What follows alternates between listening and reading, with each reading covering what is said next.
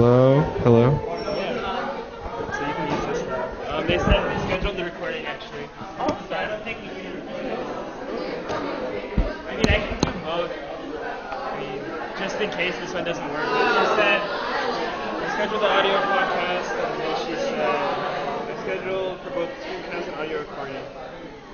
And so, using the built-in projector, they're going to record that. So, we should be good. Let me double check if there's anything you need to know.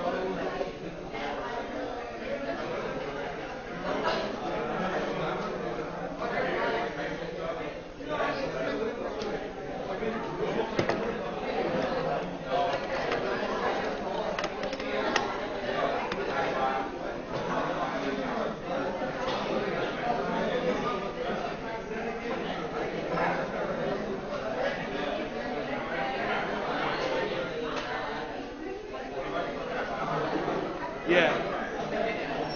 So it should be fine already.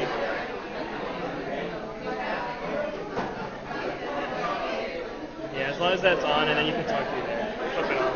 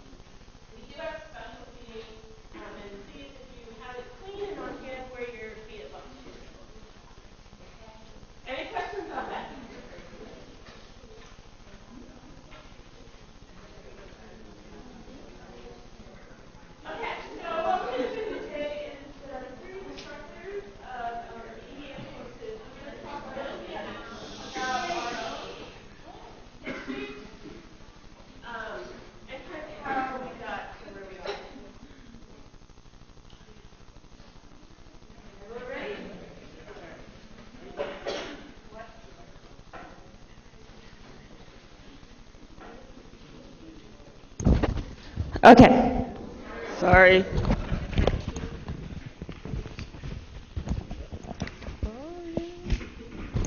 All right. I'll try to hold this. They're podcasting, so we have to use the microphone. So for those of you who don't know me, I think I've met most of you at least once. My name's Karen, and I'm the Academic Skills Coordinator for the CASP program. So as you go through the following years, I'll be the one who's kind of looking in to make sure you're doing okay in your courses, and also trying to find tutoring sessions and that sort of thing. And I also teach the Thursday section of 50. So I'm going to go over a little bit about my background and then how I got to where I am in terms of my graduate work. So I grew up in Dallas, Texas. There's a lovely picture. I put it there to show you we do have grass and buildings in Texas. But actually, my childhood was a little odd. My sister, so I'm the oldest of 3 children, and my younger sister, who's 2 years younger than me, when she was 4 and I was 6, she had her first bout of cancer. And this is a cancer called Ewing sarcoma, and it's a pretty serious disease. And she had her first case in elementary school, and they treated it, and it came back when I was in middle school. And then the final treatment was when I was in high school, my senior year, and she finally passed away 2 years before, or 2 months before I turned 18. Can you hear me, or is this completely distorted?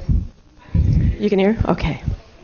So, what this taught me when I was growing up, and so when I was 6 and we were in the waiting room of the oncology unit, it was the same waiting room as the waiting room for children with birth defects. So when I was young, I saw a lot of children who were really hurting, and a lot of children who were really going through some pretty grotesque things, right? And what this kind of taught me is it taught me 2 things. It taught me, first of all, that life is very unfair. And when you kind of realize that, you sort of have 3 choices. You can just give up and just stay in bed all day or drink all day or do whatever. You can take advantage of it and just try to be the one who wins and gets ahead. Or you can kind of work on fighting the unfairness. And so that's when my interest in kind of equity started. The second thing it did is the high school I went to was pretty shallow. And so I'd be going to school with these people who were really worried about their clothes and their popularity. And this was actually before cell phones, but worried about their cars. And so I would go to high school and people would be worried about really superficial, shallow things. But then I'd come home to this really difficult circumstance, the fight for life and death, right, in my home. And so it really made me interested in the ways in which we all kind of construct our own realities, and we're all in our own realities. I'm sure some of you who've gone through rough things, either here at UCSD or maybe when you were in high school, there's this dramatic gap between what's going on in your home life and what's going on in your school life. And what this led me to was a real interest in the way people talk about things and the way people make sense of reality. And that's what led me to literature. So I went to Brown University as an undergrad. I studied literature and English. I was really into modernism, which is early 20th century literature, and really into Foucault, and really into semiotics, which is, and this is now on automatic. Okay, so it really led me to semiotics, which is the study of how people talk and how people make use of signs to make meaning. And so that's what I was focused on. And then I came here to graduate school at UCSD, and I started off in the PhD program in literatures and English, and I was studying the construction of whiteness, gender, and class in the work of modernist women poets. So that's what I started off doing. But for those of you who are interested in literature and the arts, a lot of times things aren't quite so self-supporting, so I had to get another job while I was in grad school, and I started teaching at Southwestern College. And is anyone here? Transfer? Yay! So I loved working there, and the more I worked and the more I taught, the more I realized I was more interested in teaching and working with students than I was in research. And it was also an odd time to be at Southwestern. This was right when UCSD was first starting to change their TAG program. Some of you may or may not remember, but at first it was a 2.8 GPA to transfer, then it was a 3.0, then they raised it to a 3.5, and now they're kind of changing everything altogether. And what was happening at Southwestern is, as this cartoon from the Southwestern Sun, which is the newspaper, showed, is there were protests going on against UCSD while I was teaching at Southwestern. However, at the same time at UCSD, like, no one was aware of this.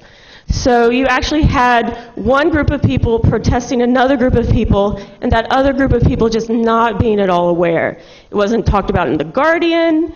It wasn't really discussed at all.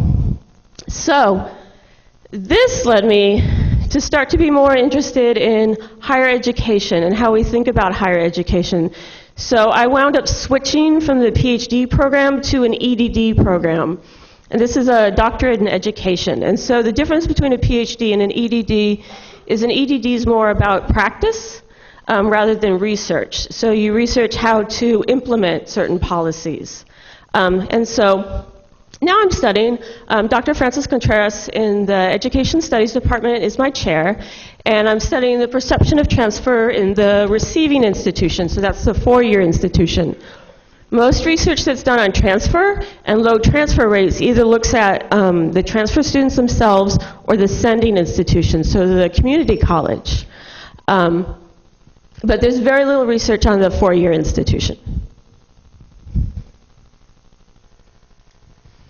Okay, so what I was going to look at is there's sort of four things that are consistently shown to help students graduate. One is making sure students are engaged and feel part of the university and feel their values align with the university. The second is that it's a supportive environment, so students feel validated, and there's also a welcoming culture of the university. That there are clear pathways, so it's clear what courses you have to take, what you need to do to transfer. And then finally, financial support. But what we've seen is pretty much since the time in the 1960s when the master plan first started until now, transfer rates have been low, and they've been continuously low. And so I was interested in why they've continued to be so low. And so I wasn't sure how I was going to approach this, but then I found this really great article by Shaw in London, and it looked at community colleges, and what it did is it looked at 3 community colleges. One community college considered itself to be the elite community college, and so it was the Harvard. They actually called themselves, it was like a, what is it, on community, right? They called themselves the Harvard of community colleges. The second one was formed by activists, so it was local activists who were very interested in social justice and equity. And the third one was a traditional community college, in which it was created by the state, it was created by the city, and so there wasn't an overriding kind of ideology to it. And what the researchers found is that at the CC that was the most focused on being elite, they had drastically lower transfer rates. And it's because they treated their students focusing on competition. And so if a student wasn't doing well, it was because the student wasn't smart enough or working hard. So the sort of language of, like, we're the best college had the opposite effect that they intended. So fewer students transferred out of that university, whereas the one that was focused more on activism, they gave their students a lot of support, and then the one that lacked an overriding theology or philosophy allowed people to kind of develop their own programs. So there was a lot of different ways in that one that people could help their students transfer. So this got me thinking on looking at how we at UCSD talk about transfer. So my study will be, how does the receiving institution view transfer in relation to its understanding of its own mission? And I'm doing what's called an instrumental case study. So I'm looking at a particular phenomenon in a particular place. And I'll be doing interviews So I'll be interviewing faculty, staff, and administrators, and then asking them questions about why are they here, why did they come to the university, for graduate students and faculty, why did they get a PhD, why do they want to teach in this area, and then their perception of transfers. So this will be a series of interviews. It's qualitative research.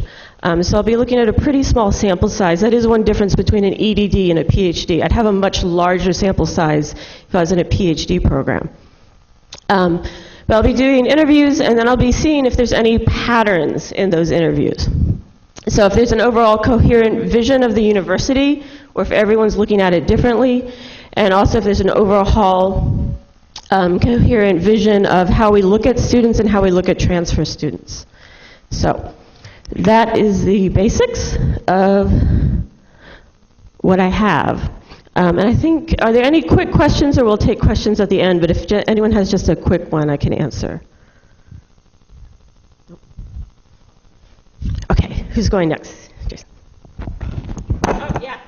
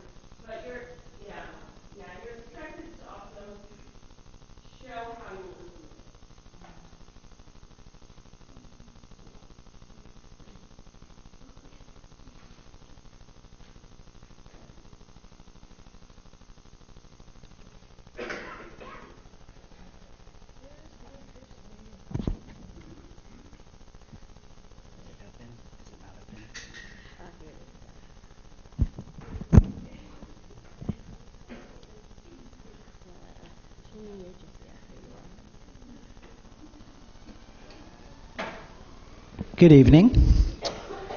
My name is Jason, and I teach the one section of EDS 150 with the transfer students. This is my very elaborately designed slide for tonight. I want to talk about a few things, and for those of you who are in EDS 150, you know that one of the larger questions that we are continuing to kind of wrestle with and think about is kind of what our identities are as scholars or as people at the university, right? And so we do kind of the foundation for critical thinking that we set forward was through storytelling, right? And so I want to kind of tell a few stories and kind of I'll use this kind of as an outline, and we'll work from the bottom up, right? So today I'm going to talk about a few things, right? I'm going to talk about one, some things to kind of look out for. My first W, right? So it's almost 9th week, so think about it. And then I'm going to talk about this novel that I set out to write that I don't know if I'm ever going to complete, right? Okay, so I grew up, most of my kind of, I guess my career as a researcher, as a teacher, kind of, I guess you could say it begins and ends with family, right? And so a lot like what Karen had shared, I think that a lot of my work is kind of inspired by family experiences, family stories, and things like that, right? And so I grew up the youngest of 3 boys, for the most part in Redlands, California. And then, half Redlands, California, and then we moved to Oceanside, California, right? And so being the youngest son in Tagalog, they call it bunso, right? So the youngest son of 3 knuckleheads, right? I was the schoolboy because they made it that way, right? And so my oldest brother was arrested and jailed for robbery when he was 18. Both of my brothers had experimented with drugs, marijuana, cocaine, whatever you could think of at a very, very young age, right? And that's just, I'm not trying to glorify any of that, but that's the shit that I saw in my home, right? At a very, very young age, right? And so it was kind of set out that they were going to kind of look out for me and make sure that nothing happened to me, right? And so they made sure that I focused on school, even though I had I exceedingly failed at so many things regarding standardized tests. I didn't know what I was doing. I did not necessarily like school, and I was struggling quite a bit in elementary school and in junior high, right? And so at a certain point, I had realized, because of certain things going on in my home, because of the potential fate that I could meet, being a young person of color, young man of color, growing up in a very, very working class neighborhood, I decided that I was just going to focus on school. I was going to do this thing called school, right? And by the time I decided to do that, my parents said we were going to move to Oceanside. So we migrated from Redlands to Oceanside, right? Both of my parents are immigrants from the Philippines. They immigrated in the early 1970s, right? And so we migrated from Redlands to Oceanside, and we lived in our first house, right? We could not afford, and we still cannot afford this house. This house is still not ours, right? But we were able to get this house because my brother was in a near tragic drunk driving accident when he was 16, and we got a huge settlement from it. And so my parents decided that we were going to use this settlement in order to move us out of there, because if we stayed there, my brother might end up dead. And we've seen a lot of our homies, a lot of our cousins kind of get caught up in gangs and kind of experience many of those things from our neighborhood, right? And so we moved to Oceanside. But many of the same things continued to happen. I was very attracted to gangsters, right? A lot of my friends were little, imagine, and you know this, right? Coming out of high school, I'm coming from Oceanside, so we had some like 12-year-olds claiming the barrios and the hoods of their uncles, right?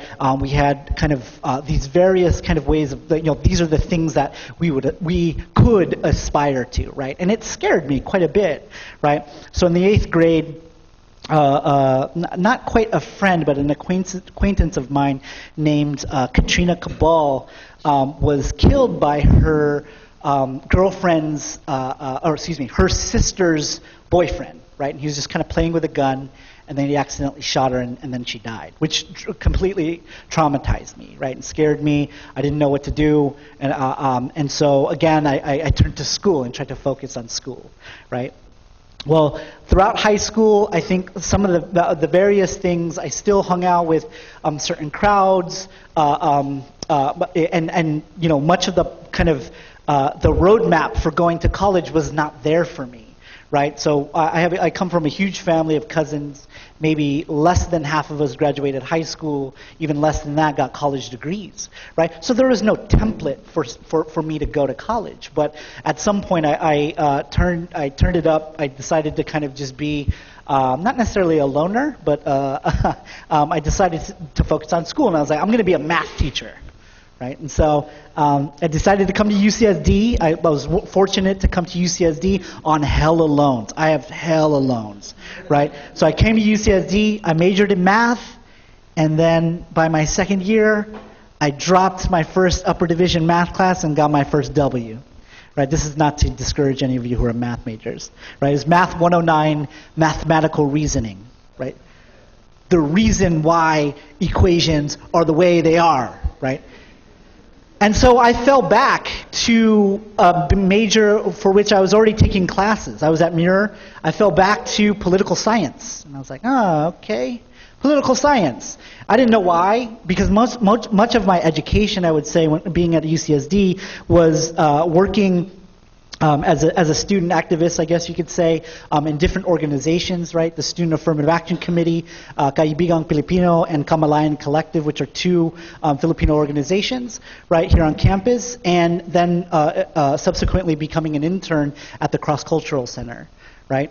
And so much of what I wanted to do, to be a writer, to be an artist, to be a community organizer, to be an activist, to be a teacher, kind of came out of my experiences working in student groups, working as an intern at the Cross Cultural Center, working on campaigns, meeting in this very room sometimes, and sometimes upstairs at Oasis for campaigns to fight for a fair wage or a living wage for janitors, right? And so these are the kinds of issues, right?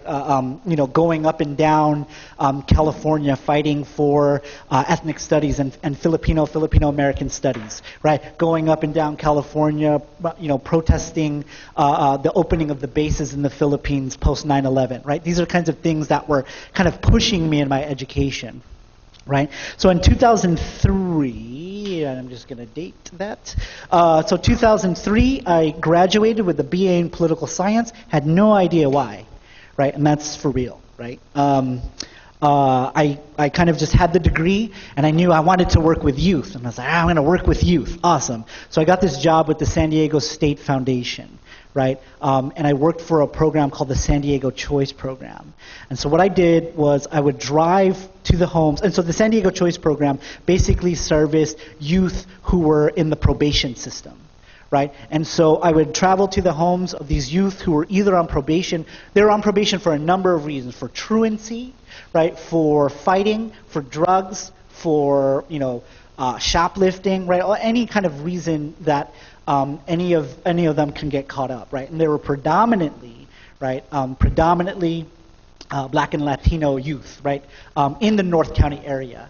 Right, and so I'd come back home, right, after being at UCSD, I'd come back home and I'd gone back to the hoods that I knew very well, right, when I was a youth, right, and I kind of saw the same youth. I mean, these were like my homies' nephews and nieces, right, getting caught up in the system, right, and so I felt rather powerless because I was working for such a problematic institution like the probation, right, but like probation, right. And so that same year, a dear friend of mine who was an activist and a poet and kind of one of my dear friends and older sisters died in a car accident, right? Her name is Joy De La Cruz. If you're in my class, you see my tattoo. It has her name on it. And so that kind of pushed me to think about, okay, so what is it I'm supposed to be doing, right? How is it I'm supposed to be serving my community a little bit more effectively, right? And so I said, okay, I'm going to teach, right? I want to teach college, so I'm going to do that in the fastest way possible. I have a BA in political science. I don't necessarily want to pursue that path. So what I said to myself was like, hey, I like writing. I'm going to get a master's in fine arts and creative writing, which is the listing up here, right? MFA in writing and consciousness, which is just a fancy word for creative writing.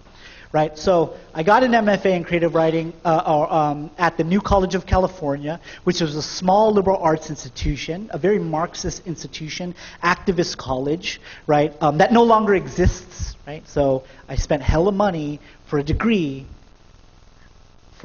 that I can't link to any institution that's living, right? So it still counts. It still counts. It's still valid.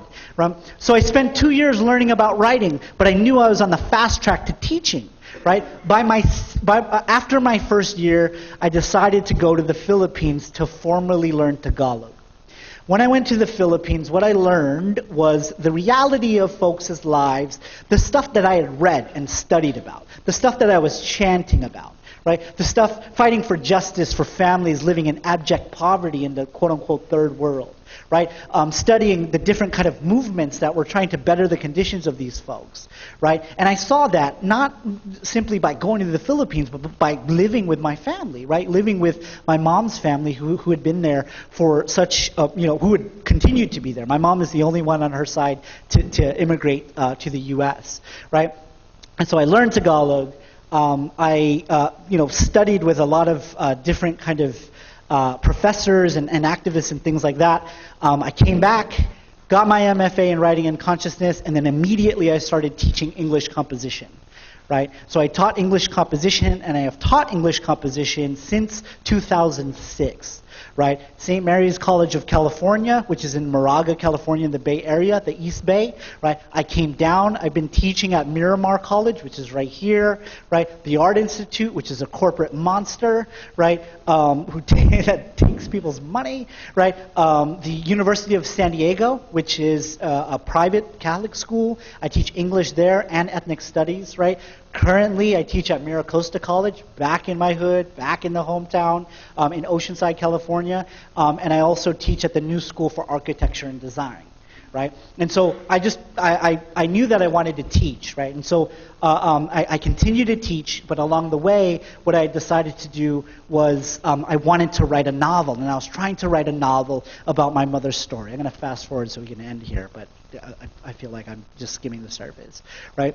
But my mother, I've been trying to write this historical novel about my mother's experience, right? And so my mother in 1976, right, as a newly immigrated nurse, right, was actually framed for murder by the FBI, right? Her and another Filipino nurse were racially scapegoated for murder, right? And poisoning. Allegedly, they had poisoned and murdered multiple patients at the Ann Arbor Veterans Hospital, right? And so they were tried, they were indicted, arrested, tried, and convicted, right?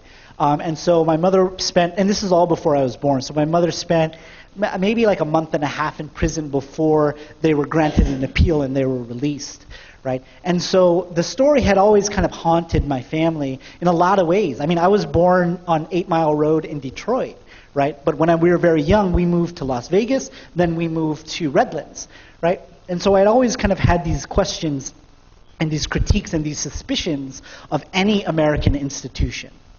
I was raised that way, right? And so I've been trying to write a novel. I have hundreds and hundreds of pages of crap, right? Which is necessary, I guess. And then along the way, I decided to come back to school because I don't know if I can finish a novel, right? And so now I'm here, and I'm not finished. I'm hopefully going to finish within the next 2 years. I'm doing a dual PhD, so I'm housed in 2 departments: communication with Harry and in ethnic studies, right? And so what I'm doing there is theoretically I'm studying things like state violence and race and the law, right? Gender and the law, right? But as a writer, as a performance artist, I'm thinking about those things through performance, through documentary filmmaking, right? And so I'm still trying to kind of think about any kind of creative methodologies that I can bring in order to do this simple thing of telling my mother's story, right? And I come to that, and as I said, you know, it begins, my scholarship begins, and maybe not ends, but right now I'm inside of it, right? This is my mother's story.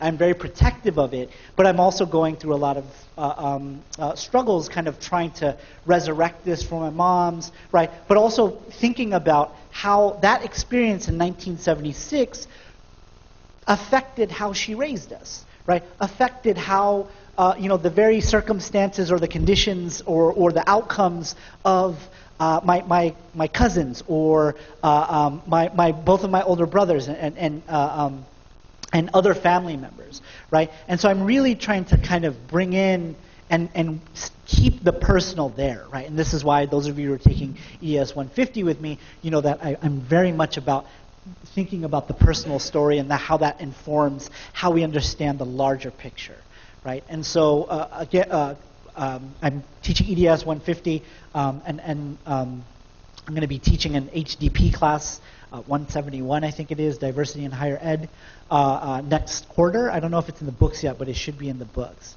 right? Soon, right? So I'm about the story, right? About hearing your story. So as I'm sure we'll say this again, but I'm here as a resource if you want to wrap. I know that not everyone's taking the class with all of us, but we're actually all here because we're committed to education, right? And we all have various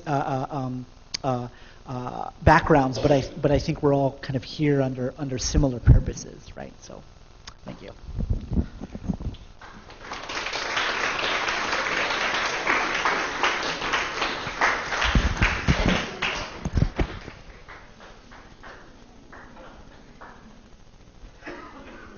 Thank you for doing that.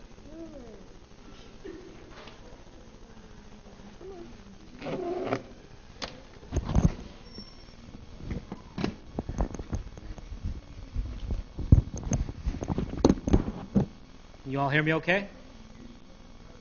I'm going to switch it up a little bit. This is going to be quite a bit different than what I originally intended to share with you. But how many Lincoln students do we have tonight? I know there's quite a few. You're my Lincoln students. Yeah. So I'm guessing that you already heard the news of the two Lincoln alumni that were shot last night.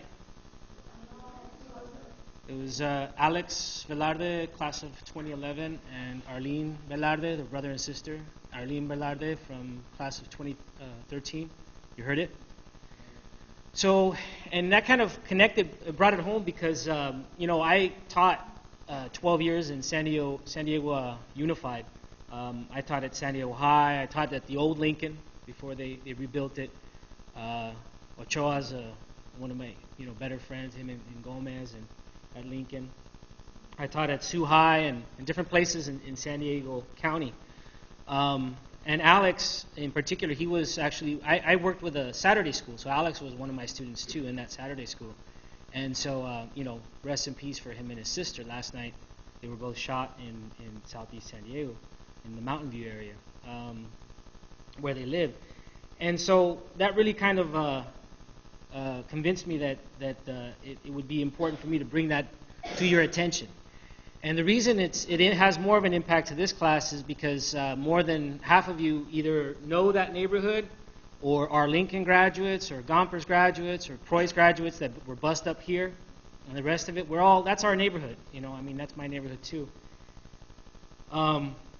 I taught, over 10 years. I taught almost 11 years at Memorial in Logan, a couple of blocks from Chicano Park. And so I had some of my students go on to Lincoln from there as well. And that kind of incident informs, or it situates, or it makes important why CASP, the CASP program is important. It gives it that much more significance. And it's not just the shock of me saying that, right? If you hadn't already heard the news, but now that you have, I can kind of, maybe we can flip it a little bit and still satisfy or still connect in the way we're supposed to connect with this presentation tonight. The three of us were supposed to share our academic backgrounds as scholars and sort of like what was our journey to get us here. And the purpose of us telling our stories is so that you can see yourself and the significance of your work and your research here at UCSD.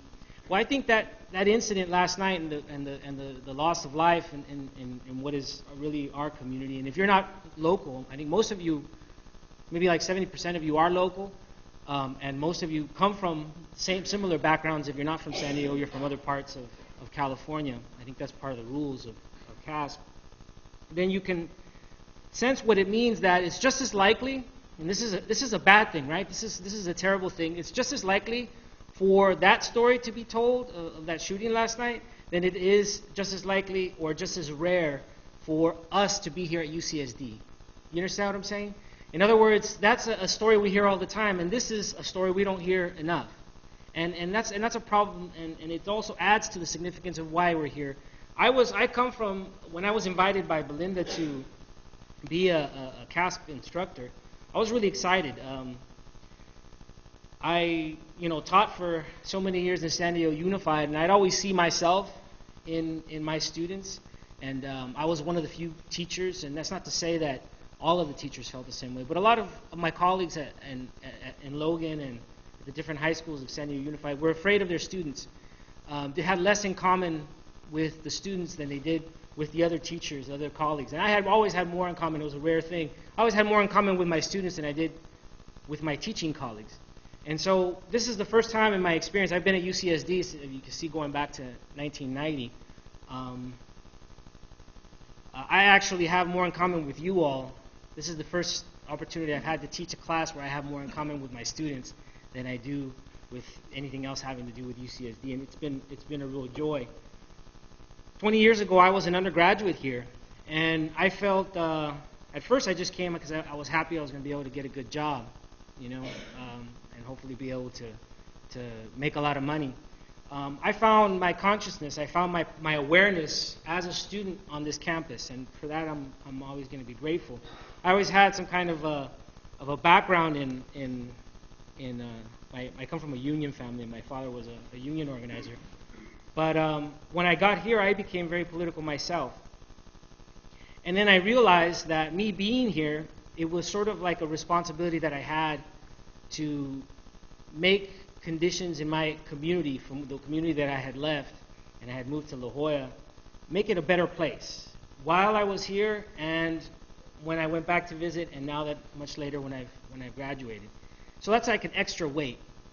And the reason I say this, and the reason I bring it up is because diversity and the CASP program and everything like that, it's always upheld as what you all bring to the campus. Because diversity is good, and it's good for the students to be representative of the community of San Diego and to be more representative of the population of California. And that's all true. But I would say it's even more important that we're here and the resources and the awareness that we collect here, that we take it back to our communities. And so that those kinds of stories, because Alex was he graduated. He wasn't top student, but he didn't have to die at 20 years old. You know what I mean? And if there's something that I could say, I know that I've spent most of my time as an educator. I've done a lot of things, but I know I've done my part. But to be sincere, from when I was an undergraduate, when I was in the seats that you're in right now, when I was a first year student here, I started at Revelle, then I switched right away and I moved to third college back then. Now it's Thurgood Marshall. I knew that I had to bear that burden of what I'm doing here is more than just what I do for me, Because if I take some piece of awareness and some of the educational resources back to my community, those kinds of stories maybe become less common. And then my story becomes more common. Because there's far too many people that I know from my backstory and my community that have followed that path instead of this path. You understand what I'm saying? So when we talk about the significance of CASP and that you all have this scholarship, and the importance of you being here, it's not just, that's a big part of it. What you bring, you make this place a better place, but when we do our thing here and we're successful here, we make our own neighborhoods a better place. You know what I mean?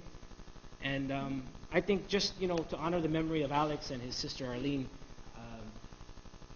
and, Lincoln graduates, to honor you all who are Lincoln graduates or from Gompers or from that neighborhood, I think it was fair for me to bring that up. Very briefly, I don't want to take up too much more of your time, but just a little bit of my background. I'm originally from the Long Beach area. Went to high school in an area called Hawaiian Gardens. It's in the area of Long Beach, around Long Beach, Lakewood, Artesia, I don't know, San Gabriel Valley, in that area. It has nothing to do with anything Hawaiian, or there's no gardens there either. It's just it's kind of like a beat-up barrio. I don't know if now, I heard there was a casino there now, but I haven't been back in a long time. But that's where I went to school, and somehow by some magical coincidence, this is in the 90s, and I used to get into a lot of trouble, and those people who were in my EDS 50 class heard maybe too much of my personal story. But I made it to UCSD in 1990, graduated here in 1995, became a teacher, and for over a decade, got 2 teaching credentials at San Diego State, 2 bilingual, 2 BCLAD teaching credentials, and came back relatively recently to get my master's degree in Latin American Studies. Finished that in 2008, 2009, and now I'm finishing my PhD.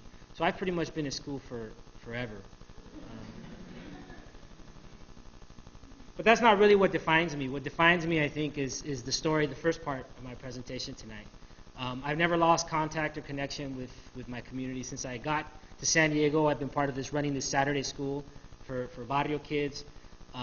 We've been doing it. In fact, the school's been going on since the late 80s, but I became a part of it in the early 90s. And it's still going on today. There's a lot more anecdotal stuff I'd like to share, but I think I'm going to end it just with that. Maybe we could maybe a moment of silence. Would that be okay, everybody? Just for these 2 young people who passed away, and maybe for everybody else that we know who've passed away and didn't make it, who are not in this classroom tonight. So.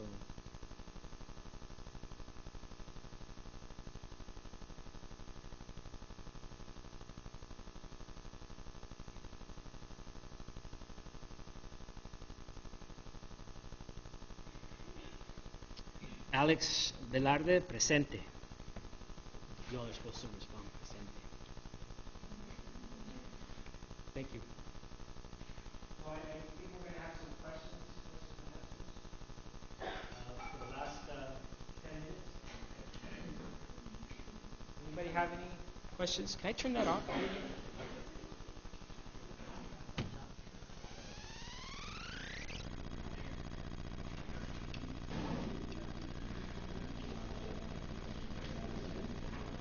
Are there any questions for anyone? I do have a question.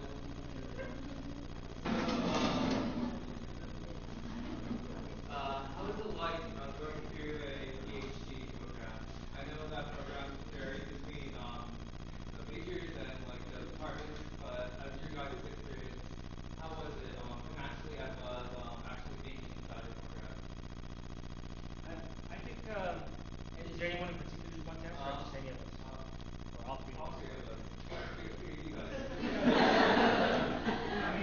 I think the three of us are probably going to have very different perspectives. As you can tell, I'm an old guy, and I got family, I got a mortgage, and those kinds of expenses going on.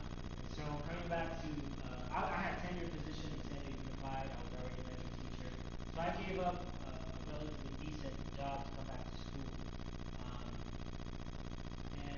When I did that, it was maybe about a third of my salary. So, but when you come back to graduate school, especially if you're just finishing up your BA or your master's or BS, it won't be that different. You'll be able to survive. You won't have to take out more loans, generally speaking, in graduate school. They pay you to teach. So, part of what we do in EBS 50, I get a paycheck for being your instructor, but we also get our fees covered, so we get our coursework covered. So the real only expenses you may have are housing, room and board, and the debt that you need to cover that, your stipend. You often get graduate housing, which is nice housing, and it's relatively cheap. Graduate housing here at UCSD is over there by the baseball courts. They're nice apartments, and they're like a half of what rents are in Florida. You're not going to get rich by being a graduate student. You may not even get rich after you get your PhD. Especially not in the social science and humanities. I know I mean, if I were in it for just getting rich, then I would have ended up teaching probably 20 years ago. So, and how is it? Like, how hard is it? It's hard. It's hard. I'm supposed to be writing my dissertation right now, and I'm probably got about 140 some more pages written right now, and I'm not even close to being done. So it's scary, and I gotta finish by June.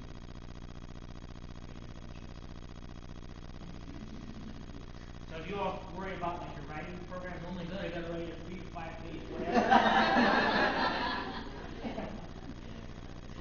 You better check that door.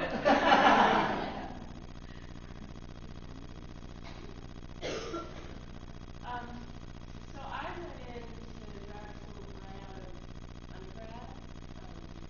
I think like from the time I was a little kid, I really wanted to be a professor.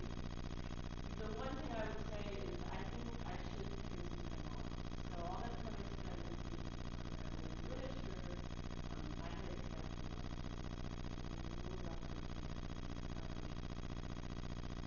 and so I kind of had to start a little bit over when I switched. But at the same time, I would say, when you talked to me when I was 22, you couldn't talk about it. You never know how it's going to change. I would say that the hard thing about a PhD program or any doctoral program is such isolation. So when you're writing, it's like the first 2 years in your course and then the last 2 years in your master's. And so I would say for me the hardest thing was when you're writing, you're kind of alone. And so it's important to find a community and those communities so that you have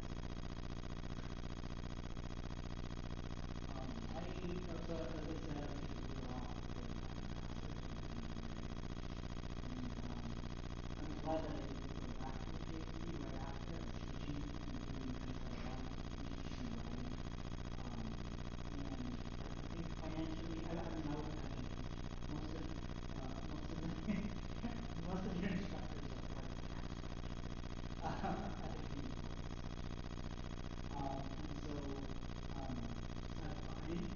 much of a hit as far as that was a so. But I continued to work. I continued to work, and that made things harder. But I decided that I think when I decided to come back, it wasn't necessarily to get a PhD to get a job. Because there were no jobs. One of the things that did put me back to getting a PhD, this is before coming to California. I didn't have health insurance. I had chronic asthma, chronic angina, and I didn't have health insurance for like 10 years. And so I came back. I was very privileged to have that stuff covered, and very fortunate that my family was resources, well, not my brother. Right, so I just lived with my brother and paid him a little bit, right? But generally, as Harry said, you get a stipend, but not certainly a little bit in the social sciences. But I taught and I teach now to supplement some of that and teach Terry and figure out where it is that I am at. Because I don't think necessarily that I'm getting a PhD to get to the next level necessarily. I think it's kind of symbolic for me, right? That's what I decided, or that's what I taught myself, so that there's not so much pressure when I get to page 140. I'm on page 0. It's tough.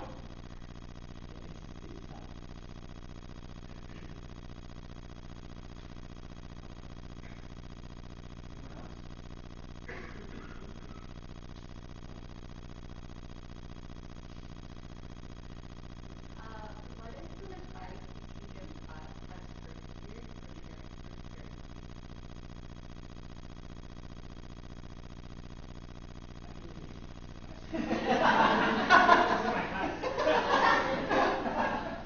I think like I mentioned it in our class, you're on midterms right now, and you all are supposed to be special, wonderful little snowflakes, and everybody thinks you're awesome with your high school. Well, that party's over. It's not high school. You have noticed, and you're ready for your first meet, kind of thing. Your shrimp, right? The quarter system sucks. No, and it's not so much because you know what? This is your first quarter of your first year, and the only thing you're going to remember about this first quarter of the first year is that it's terrible. Everything else is just going to be a blur. I mean, it's not going to be your second, your third years you really start figuring stuff out. You really got it on point, and then your last year you figure things square, enjoying the real world again. This first quarter of your first year is going to be done, and you're going to be whatever. You're already thinking about next quarter right now. And 10 weeks go by like that. And that's just my other advice. The quarter system is not your friend. Don't get behind the 8 ball on the quarter system. Because if you get too far behind, it'll be 10 times harder to catch up. Don't let you allow yourself to get more than a few days behind on a meeting or whatever homework that you got in the hard sciences.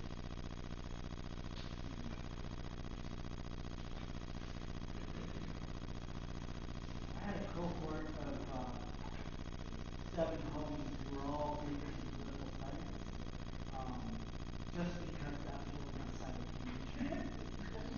So we split the work out. But I think definitely linking up, and I see it really doing that. Linking up with other folks to support, doing this classes, or even studying for midterms, having that. I think it's mostly, it's not even necessarily dividing the labor, but I think it's a lot of emotional support. Right? I think for my first year, I had to really convince myself that I belonged here. Right? And I don't know that I ever necessarily fully got there, but I had very close friends and who I now consider my family, who really kind of got me through. And I think that's it doesn't have to be as isolated as it seems, especially in the 10-week phase of the course. I would say in different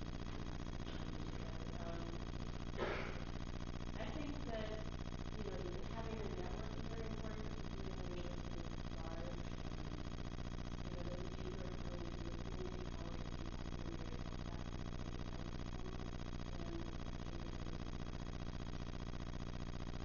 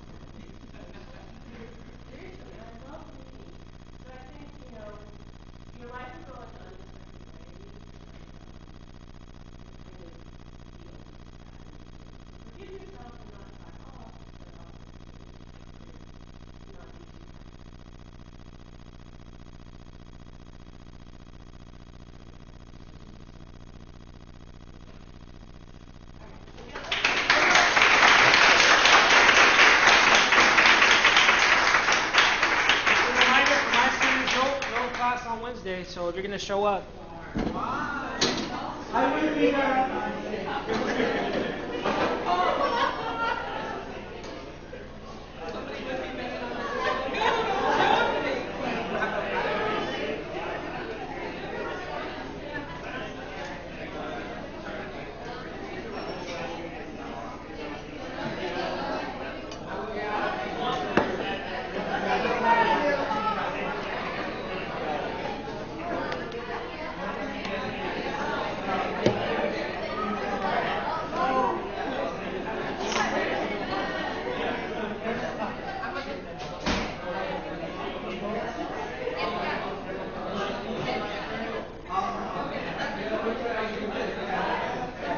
Are you going to be in the office for Wednesday? Like between 9 and 11? On Wednesday? On Wednesday? Not this week, because tomorrow's a holiday. What about Friday? Yeah, should be in the office on Friday. I might need to talk to you about something. Okay.